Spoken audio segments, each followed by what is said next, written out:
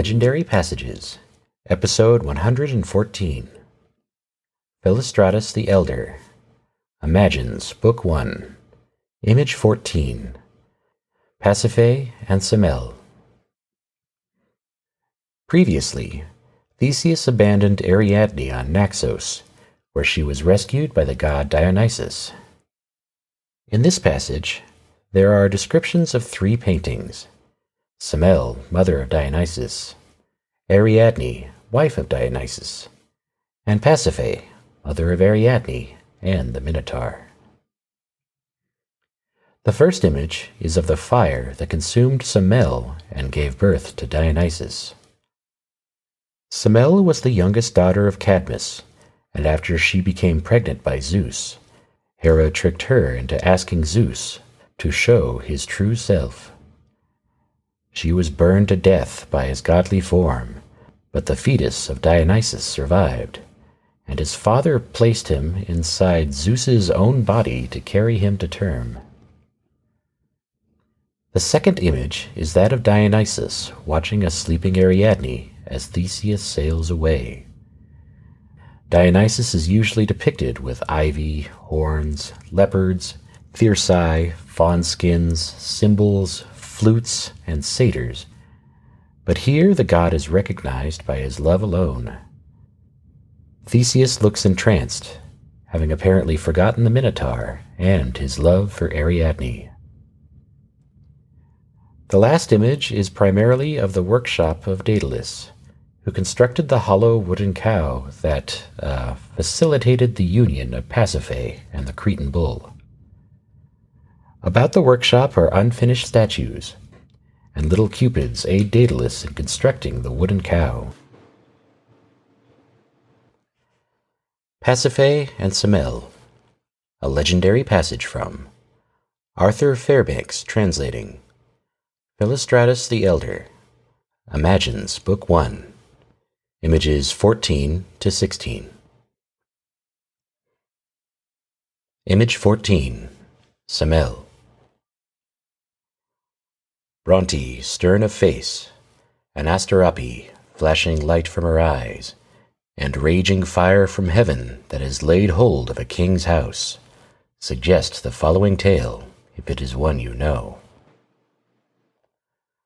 A cloud of fire encompassing Thebes breaks into the dwelling of Cadmus as Zeus comes wooing Semele. And Semele apparently is destroyed, but Dionysus is born, by Zeus, so I believe, in the presence of the fire. And the form of Semele is dimly seen as she goes to the heavens, where the muses will hymn her praises. But Dionysus leaps forth as his mother's womb is rent apart, and he makes the flame look dim, so brilliantly does he shine like a radiant star. The flame, dividing, dimly outlines a cave for Dionysus, more charming than any in Assyria and Lydia. For sprays of ivy grow luxuriantly about it, and clusters of ivy berries and now grapevines, and stalks of thyrsis, which spring up from the willing earth, so that some grow in the very fire. We must not be surprised if in honor of Dionysus the fire is crowned by the earth, for the earth will take part with the fire in the Bacchic revel, and will make it possible for the revelers to take wine from springs, and to draw milk from clods of earth, or from a rock as from living breasts. Listen to Pan, how he seems to be hymning Dionysus on the crest of Cithaeron as he dances an Evian fling. And Cithaeron in the form of a man laments the woes soon to occur on his slopes. And he wears an ivy crown aslant on his head, for he accepts the crown most unwillingly. And Megara causes a fir to shoot up beside him, and brings to light a spring of water in token, I fancy, of the blood of Actaeon and of Pentheus. Image 15.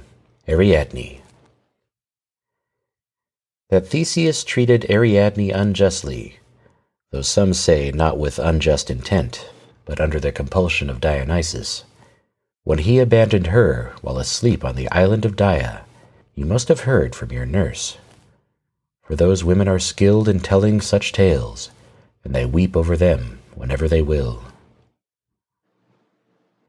I do not need to say that it is Theseus you see there on the ship, and Dionysus yonder on the land, nor will I assume you to be ignorant and call your attention to the woman on the rocks, lying there in gentle slumber.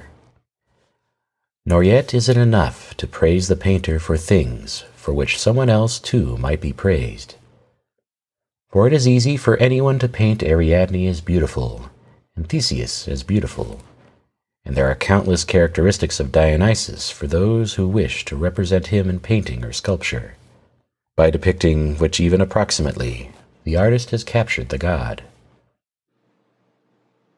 For instance, the ivy clusters forming a crown are a clear mark of Dionysus, even if the workmanship is poor, and a horn just springing from the temples reveals Dionysus, and a leopard, though but just visible, is a symbol of the god.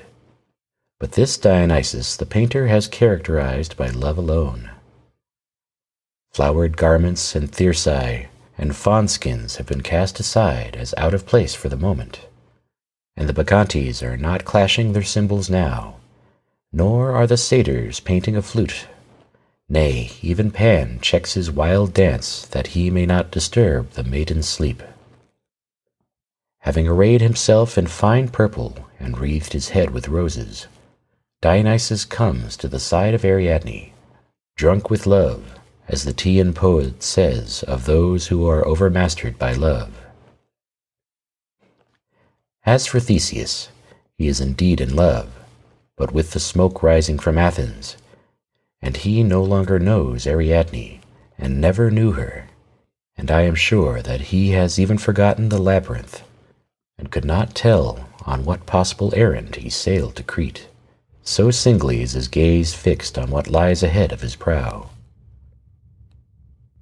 And look at Ariadne, or rather at her sleep, for her bosom is bare to the waist, and her neck is bent back, and her delicate throat, and all her right armpit is visible, but the left hand rests on her mantle, that a gust of wind may not expose her.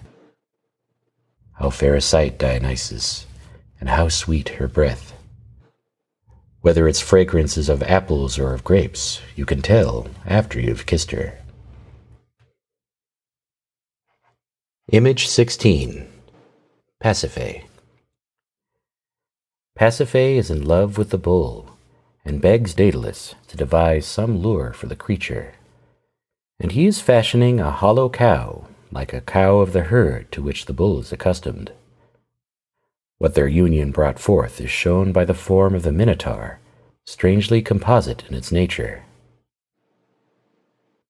Their union is not depicted here, but this is the workshop of Daedalus, and about it are statues, some with forms blocked out, others in a quite complete state, in that they are already stepping forward and give promise of walking about. Before the time of Daedalus, you know, the art of making statues had not yet conceived such a thing. Daedalus himself is of the Attic type, in that his face suggests great wisdom, and that the look of the eye is so intelligent, and his very dress also follows the Attic style, for he wears this dull, coarse mantle, and also he is painted without sandals, in a manner peculiarly affected by the Athenians. He sits before the framework of the cow, and he uses cupids, rotes, as his assistants in the device, so as to connect with it something of Aphrodite. Of the cupids, my boy, those are visible who turn the drill, and those by Zeus that smooth with the adzy portions of the cow which are not yet accurately finished, and those that measure off the symmetrical portions on which craftsmanship depends. But the cupids that work with the saw surpass all conception and all skill in drawing and color. For look, the saw has attacked the wood and is already passing through it, and these cupids keep it going, one on the ground, another on the staging, both straightening up and bending forward in turn. Let us consider this movement to be alternate. One has bent low, as if about to rise up. His companion has risen erect, as if about to bend over. The one on the ground draws his breath into his chest, and the one who is aloft fills his lungs down to his belly as he presses both hands down on the saw. Pasiphae outside the workshop in the cattle fold gazes on the bull, thinking to draw him to her by her beauty and by her robe, which is divinely resplendent and more beautiful than any rainbow. She has a helpless look, for she knows what the creature is that she loves, and she is eager to embrace it, but takes no notice of her, and gazes at its own cow. The bull is depicted with proud mien, the leader of the herd, with splendid horns, white, already experienced in love, its dewlap low and its neck massive, and it gazes fondly at the cow. But the cow in the herd, ranging free and all white but for a black head, disdains the bull. For its purpose suggests a leap, as of a girl who avoids the inopportunity of a lover. This passage continues with Hippodamia, but in our next passage we return to Athens on the ship of Theseus.